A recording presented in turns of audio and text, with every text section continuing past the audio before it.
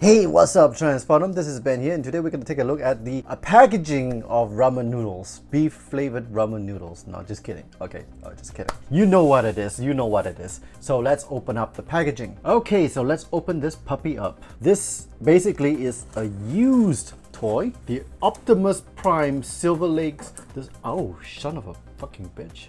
Well, that was almost dangerous. The fucking blades came off. So basically the Silver Legs Optimus Primes have sold out and they're quite popular among collectors. I guess that's a market for the toy version of MP-44, right? But since it's not out and the KOs have released the MP-44 KO, oh, here it is. It's actually in another box. It's in this brown box, nicely packed in this wrap that's not really needed, and it's open. It's a used toy, but the guy said that he has never transformed it, and there we go, silver-legged Optimus Prime.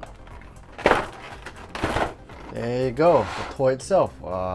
Yes, wow, looks good, looks good. It has the exact same problems as the rest, you know. Bit of scuff here, but you know, I can rub it off. As a display piece, I guess he is okay. It's definitely a bit dull on the red section here, and also for the calves and shins. Silver painted hips and thighs do look good. It does look a bit striking. The Autobot insignia has already been applied and swapped out, so it's good. Everything there is just like, you know, what you would expect, and it's good. I can't really complain about the quality. I'm not going to transform this toy because, again, the tabs here may not fit in properly, and there's already a bit of warping on the legs here. Ain't as bad as the other KO, but you know, if you're a stickler for perfection, this is not perfection. So let's get down to the review.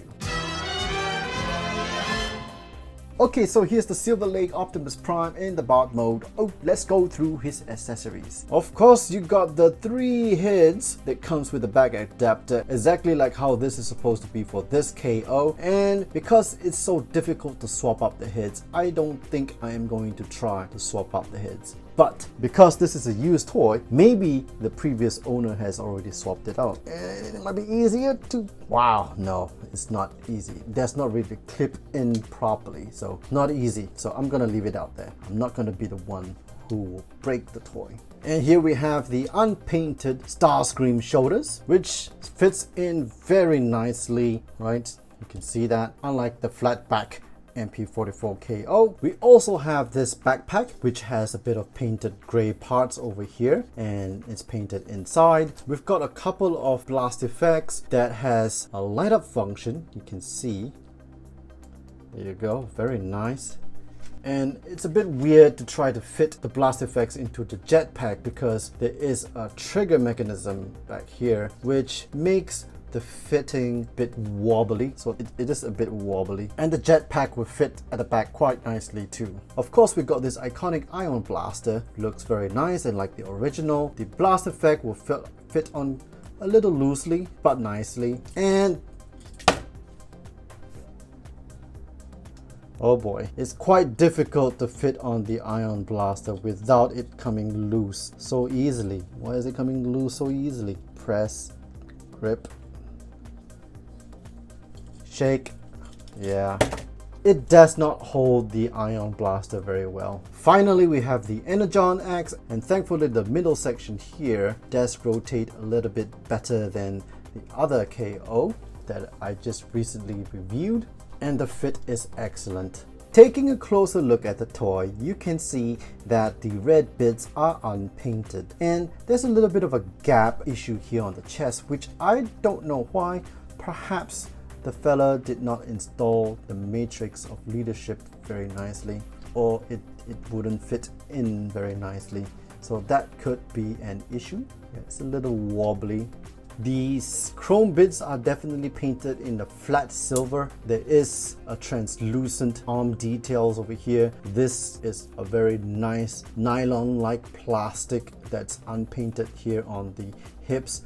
Of course, you got the side section here that's painted, and this little chest piece here that's iconic on MP-44, and you got the painted silver legs. It's very nicely done. A little bit of an imperfection, and I don't know whether that's due to factory defect or, you know, the previous owner. The shins and calves are unpainted, so it's a bit on the dull side, but you got painted toes here.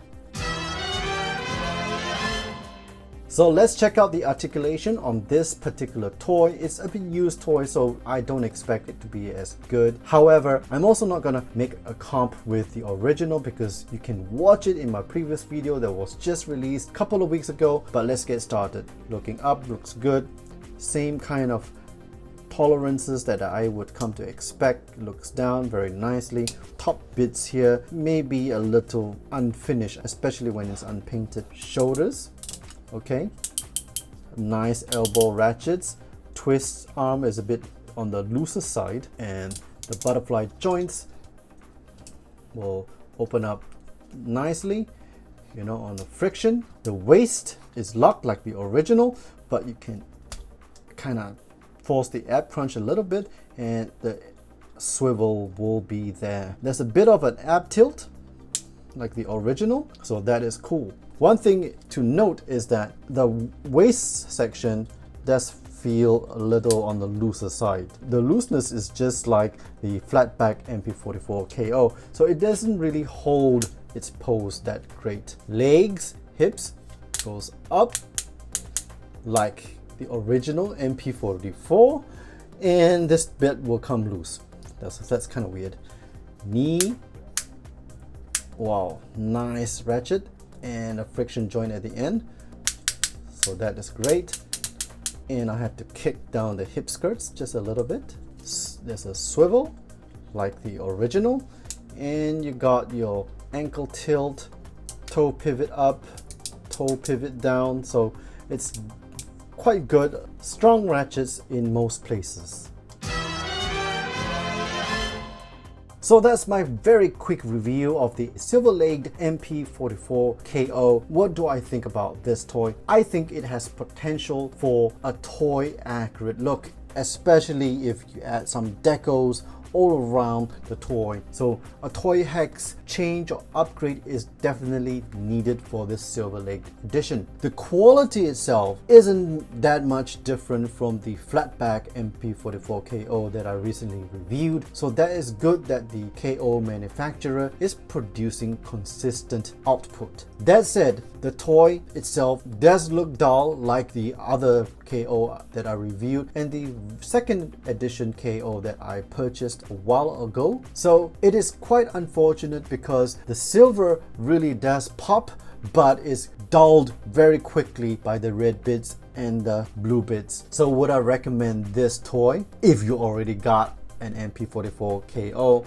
No point. Should you buy a silver-legged MP-44 KO? I don't know. I really believe that there could be a market for a second KO competitor, or even Takara can give us a toy-accurate MP-44 with the fixed knee problems like they had done with MP-49 Nemesis Prime. But is this a good toy to just kind of fool around and play around with? Maybe to pose and to articulate, it's a good fun toy. However, buyers beware. Once you transform this toy, there is an ongoing common problem where the unsightly parts on the shins here will be very loose and it won't tab in very nicely, and that has been an ongoing problem with this Wanxiang KO from the get-go. So those are my thoughts. What are your thoughts? Please leave them in the comment section down below. If you enjoyed this video, please hit the like and share buttons, and also smash the sub and bell icons for more future vids. Again, this is Ben signing off, and I'll see you on the flip side.